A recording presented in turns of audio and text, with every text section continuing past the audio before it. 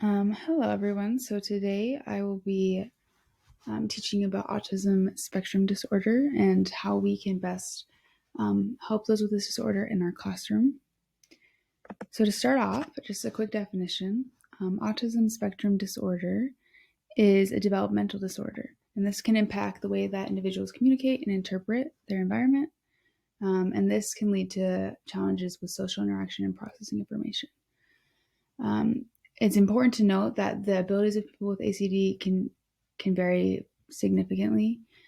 Some, as mentioned here, have advanced conversational skills, whereas others may be nonverbal. And this is something that can be very individualized, and it falls in a very large spectrum. So it's important that we know and there's a strong evaluation for the IEP so that the teacher can know the best way to help those with this disorder. So some causes of this are genetic conditions, and then there's a lot of other possibilities and debates on what can cause autism, but it's not widely known. Scientists really believe there are multiple causes of this disorder. So we're going to review quickly just some signs and symptoms that you can look for if it has been diagnosed or just in general by ACD. So ACD can begin before the age of 3 and can last throughout a person's life. And this disorder can be diagnosed at any point. Usually a stronger diagnosis happens after around the age of 2 and on, but sometimes people aren't diagnosed until much later in their life, sadly. So a big part of symptoms of ACD are social communication struggles. And so some of these are ones listed on the PowerPoint include ones that are typically seen in early development. So this can be like avoiding eye contact, not responding to name that it says by 9 months, not showing facial expressions in a common way, struggling with sharing interests with others, and noticing when others are hurt or upset. These are just some of the possibilities of social communication struggles that will be noticed and could be early diagnosed. There's another list about restricted or repetitive behaviors that people may notice. A common one we may notice in the classroom is obsessive interests or following certain routines. And that is something that we might have to accommodate and know about our students. There are also many other symptoms that are noticed and often in early development, like delayed language, delayed movement. Sometimes there can be issues with mood and emotional reactions. And so it's important to familiarize ourselves with all these different kinds of symptoms and how we could best help our students deal with some of these. So diagnosis is just mainly based on behavioral and developmental diagnosis. So this is not something that you could do through genetic testing per se. So by the age of 2, many can be considered reliable to diagnose. And some ways that things are diagnosed are through developmental monitoring, which is an active process throughout a child's growth and is very heavily involved with parents and doctors and providers. And developmental screening is another way, which is a part of monitoring. And that includes visits and behavioral screening that way. And then finally, developmental diagnosis, which is a more formal evaluation. And the next part that I want to review is treatments. And there's a lot of treatment that can go into ACD, and I want to focus on specifically educational, but there's also behavioral, developmental, social, relational, pharmaceutical, psychological, and complementary and alternative. But educational is where we can make the most impact as teachers. So there are many educational approaches to this, one of them being the treatment and education of autistic and related communication handicapped children. And this is like a specific idea and way of helping those with autism in our classroom. It consists of consistent teaching and visual learning. This may I'll get into more detail, but it could be things like daily routines and boundaries, verbal instruction, and visual instruction. So 5 key support strategies that I found in my research for helping those with autism in the classroom included priming, academic modifications, visual supports, reinforcement, and offering a home base for your students. So we're going to go through each of these. So first, I want to define what priming is, and that is an exposure to an academic course, material, or task before the instruction. So the reason you might want to use this is because it helps students to become familiar with the material or skills that they're going to need to use. And it helps them to know and not to be caught off guard by our material or to get frustrated with something new. So this is an example of what priming may look like.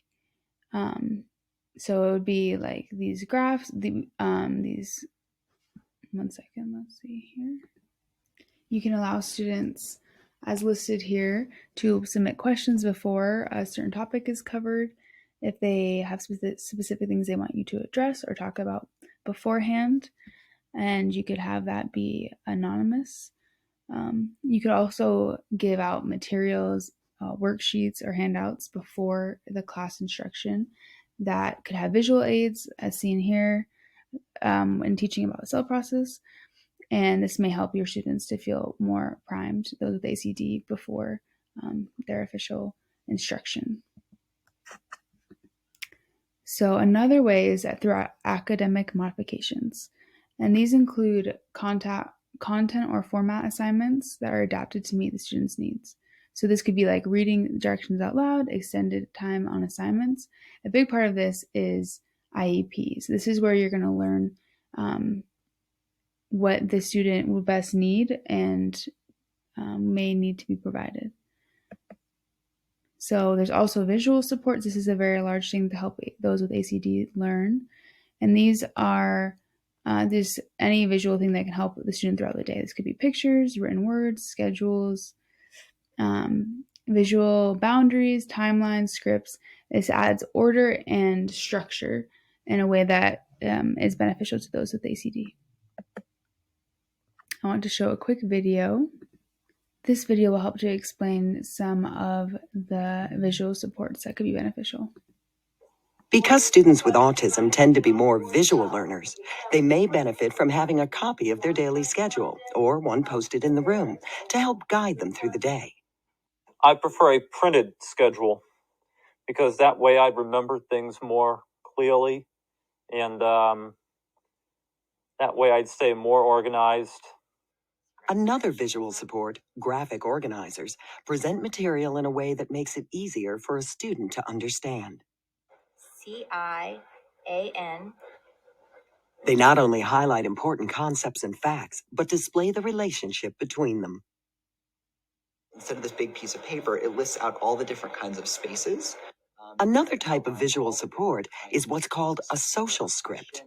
Social scripts tell the student what to say in a particular situation. Quite often, the resource room teacher can write the scripts, and the student can have them on note cards or on a piece of paper in his or her notebook. For example, for the student who has difficulty asking a question, you may actually have a script that says, "I forgot my math book today." The video goes on to list some more visual support tools that I have listed out here. But I love how it talked about having a schedule, having social scripts, which can help the student understand what to say and how to act in particular situations that they might find commonly uncomfortable for them. Just graphic organizers, self-management tools, all these things can really help students with ACD. And then the next and the last two aspects of helping students with ACD in our classroom that I want to talk about were having a home base and giving reinforcement. Firstly, examples of reinforcement could include giving verbal praise, computer time, homework pass. These are just actions that you're reinforcing good behavior, and sometimes those with ACD respond very well to this form of treatment. And so these positive reinforcements can allow them to excel.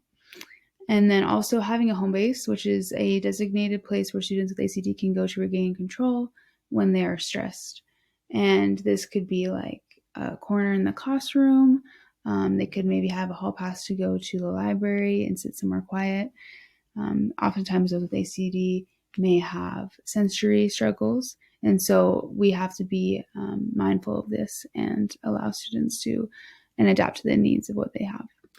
In closing, ACD is a very complicated disorder, and there's a large range of what we can do as teachers to help those in our classroom. But the best thing we can do is to be as educated as possible on this disorder, continue to do research, and also to pay very close attention to our students' IEPs and what their individual needs are.